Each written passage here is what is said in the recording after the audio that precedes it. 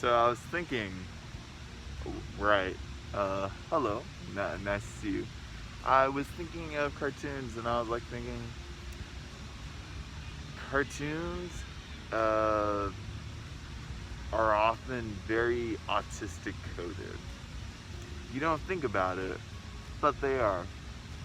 You may wonder, what do you mean by autistic coded? Well, you see, there is this fear to be autistic, but it's funny to have a character with elements of the autistic, and so people like to create a autistic coded character that way. It's interesting, it's funny, and it's interesting because it's ironic that sometimes when you're actually creating a character on accident, sometimes that is a better character than what is actually done on purpose. For example, of course, the Good Doctor and why that's much better. You know, I was just like in the mood to eat some pasta in the park today. Like, I don't really go to the park that much at the moment because I mean, you know, but I gotta say, there is something super special about being in the park and being like what people in my park, like the nerve of people, you know? But you know, sometimes you gotta be polite, I guess, and let people into your park.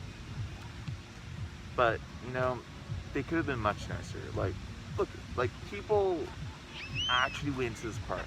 They went in, they didn't ask, they didn't say thank you, they just started playing, eating, and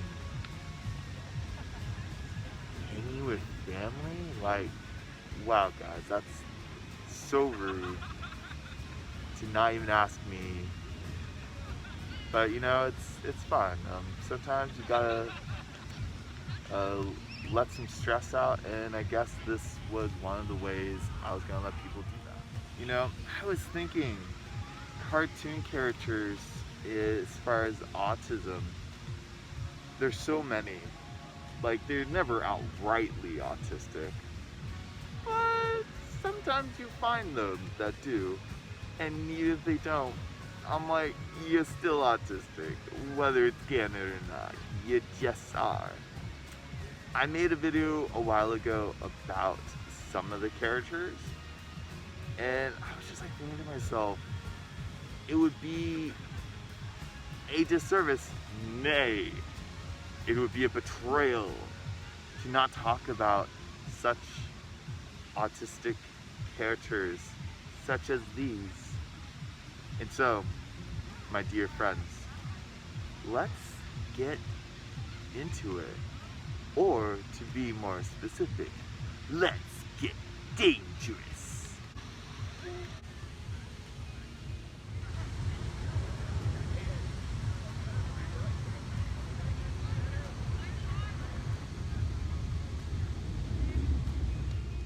Like I was saying, autistic characters.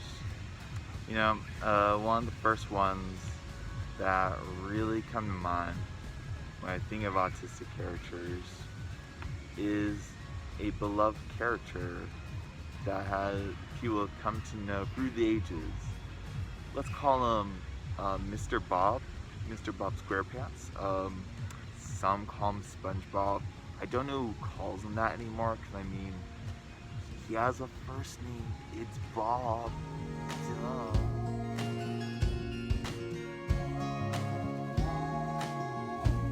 Yeah.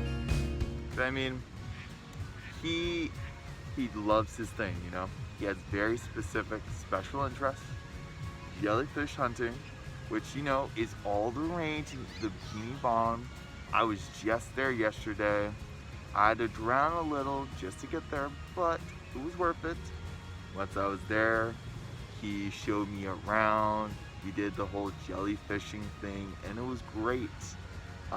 We did not actually like eat jellyfish because, that's horrible. But, it was great stuff. He even showed me the secret to cooking burgers under the sea. It's a trade secret. I became an employee for a day so I could know, but I can't tell you because, well, you don't work there, and Mr. Bob did not tell you that I could tell you. So, sorry, can't say a thing, but hey, maybe next time. Never gonna be a next time.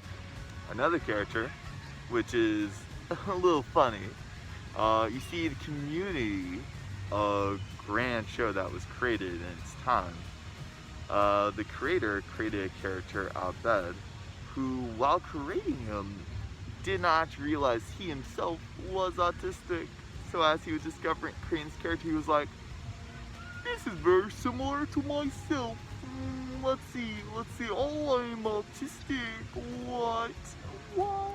And while he was doing this, he ended up coming across a new creation, a show called Rick and Morty, while he made Rick a autistic character. What? Nuts.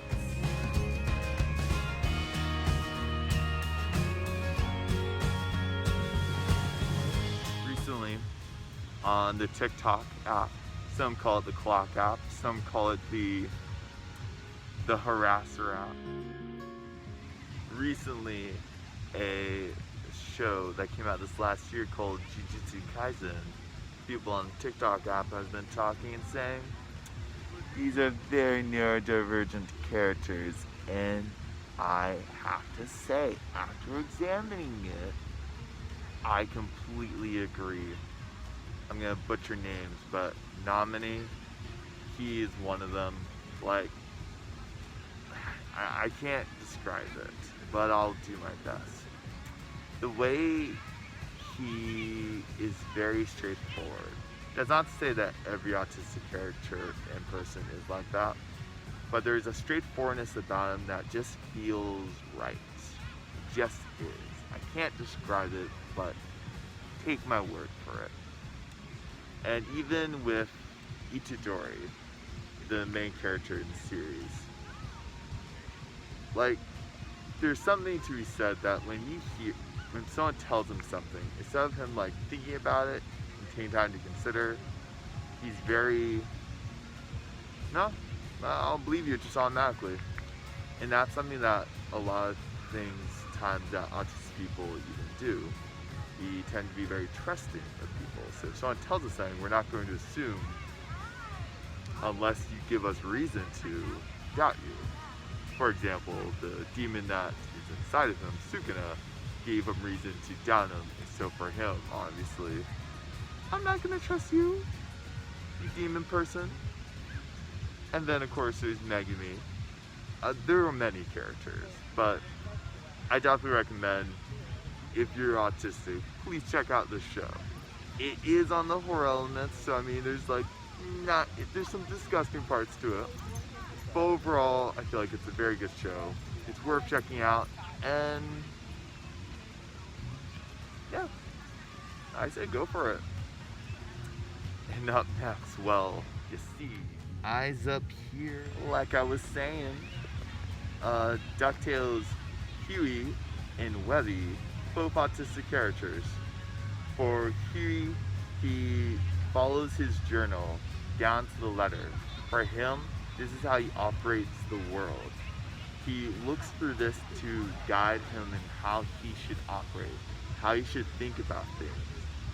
And for me, a lot of times I use cartoons, movies, and shows to be able to help me operate in how I go about in the world. And so for me, watching Huey, I'm like, you're autistic, my son. And then there's Webby, who again is very much in there as well. Kind of clueless on the sub-nature of conversations, the nuances of things. And I don't think it's necessarily just I've been around that many people, so I don't know. There is that, grant you, but there's much more to her. You see, there is a way that she kind of goes about doing her beliefs, very strong belief systems, which not always, but a lot of autistic people, when we believe in something, we tend to be very passionate about it. And I gotta say, Webby falls into that. So I'm saying Huey and Webby are definitely autistic coded. What up? And oh boy, Ms. Marvel from Young Justice is definitely autistic. Let's actually talk about this. Because here's the thing. The fact that people rarely talk about it is weird, because it's true. The masking of masking of masking. So, for her character, this is spoilers for the show, mind you. So in the show, it's a DC show which is about a group of sidekicks that decided they didn't want to be sidekicks anymore, so they'd be joined together to form a team. Similar to Teen Titans, except this team is still kind of being led by the Justice League, which is Batman, Superman, Wonder Woman and such. Ms. Marvel is a Martian, but she disguises herself as a green Martian, like Martian Manhunter, when in reality, she's actually a white Martian. But white Martians on Mars are not exactly people that people enjoy. They're very much hated, which, but anyways, one of the things that's interesting about her character is that she very much enjoyed television, human television. Martian Manhunter sent television shows to Mars so that way people could like learn a little bit about Earth. And for her, she really connected with television. So much so is that she started using television, the shows that she saw, and connecting how she operates, how she communicates with people through the shows, to an extent that she started dressing like the characters from the show, started doing her speech and her language to mirror off of the characters. Fun kids. Which is interesting. And for her, while she's on Earth, for the first couple of seasons, you really see her struggle with how much she is allowing people to see her in this fear, this genuine fear of what people will think of her once they know she is not who she says she looks like. Because as a white Martian, technically green Martians too, but as a white Martian, it's a pretty scary imagery. Like if this was a real life thing, that would definitely be considered like a horror level villain looking thing. But for her journey, you just see her begin to like unmask when she finally believes she's comfortable and safe around people that have shown to love her and care about her. And I just think as the autistic person, I super appreciate that part of her story that is very underrated. And as an autistic person, you don't get a chance to see that level of vulnerability on screen. And whether that was meant to or not, in my opinion, I feel like that's one of the best ways that autism masking has been shown on television. So if you have the opportunity, that show is on HBO Max. I'm not promoting it, but the show is good. So that's a good way to watch the show on. Definitely recommend the show. Whether you watch the channel is a different story, but I mean, I definitely recommend it. But yeah, it's totally worth it, especially if you're on the journey of unmasking and you want, good representation on that part. Recommend it. Well, some people would say that is it for the day. Some people say that's the end of my super short show. And some would say that's a wrap. But some people just want to say, you look beautiful. And you should tell the mirror version of yourself, you look beautiful today. You do. Like, You look stunning. Keep telling yourself that. And I'm gonna go. Like, there is a milkshake waiting at my place.